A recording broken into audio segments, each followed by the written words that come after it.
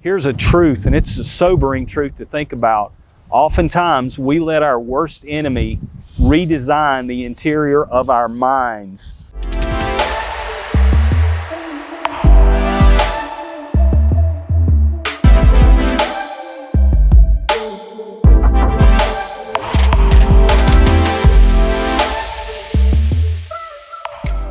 Several years ago, my wife and I used to watch this show. You may have watched it too, called Trading Spaces.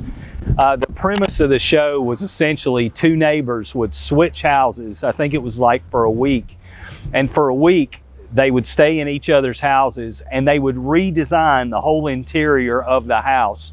They gave them a budget and said, you got a week, redesign your neighbor's house the way you think it ought to look. And then after it, at the end of the week, they had the big reveal, and those were the funny times. Sometimes neighbors came in and said, yay, I really love it. But there were some, and they were really funny when the neighbors came in and absolutely hated what their neighbors did to their house. I've always thought about that. I've thought about it a couple times. Would I let my neighbor, my next door neighbor, just come in and redesign the interior of my house? Would you? I mean, maybe if my neighbor was an interior decorator, I'm not sure I would let my very best friend come in and redesign the inside of my house. Let me ask you this question. I bet you'll say no to this one. Would you let your worst enemy come into your house and redesign the interior? Would you let your worst enemy pick out a new couch, pick out paint colors and pictures that hung on your wall? Would you do that? I bet you the answer is no, because your worst enemy would come up and screw up your whole house. It would be ugly. It would be something horrible you wouldn't want to live in. Here's a truth, and it's a sobering truth to think about. Oftentimes, we let our worst enemy redesign the interior of our minds. Yeah, that's right. We do that sometimes. You see, you have a real enemy. Jesus said this about your enemy, Satan, in John 8, verse 44. He said, Satan, your worst enemy, is a liar and is in fact the father of lies. That's how your worst enemy, Satan, comes against your life to destroy you. And he's very good at doing that.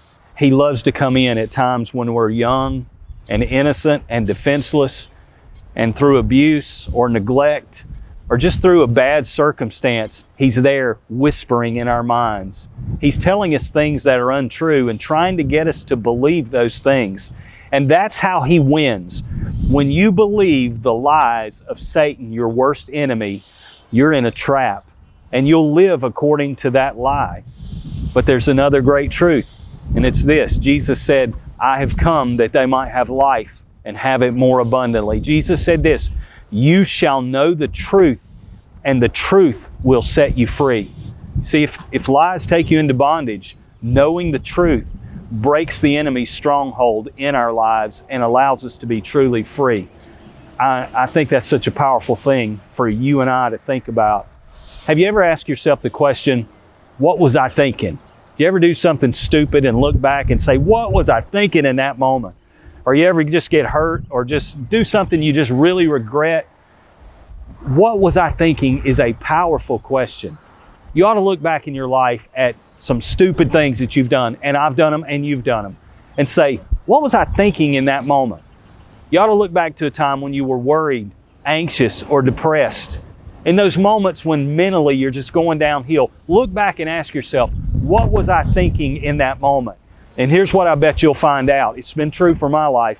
If I really think about what I was thinking at those bad moments, I was thinking about something that wasn't true. I was believing a lie, and I needed to stop in that moment and reconnect with the truth. That's a powerful thing. Ask yourself, what was I thinking? Here's the 3 steps, and we've been talking about them again and again. Here's how you defeat your worst enemy, the liar. You recognize the lie that he's told you. You replace that lie with the truth. And then you repeat that truth over and over again. If you recognize the lie, replace it with truth, and repeat the truth again and again, you and Jesus together, through the power of the Holy Spirit, become the interior designer of your mind. And that's freedom.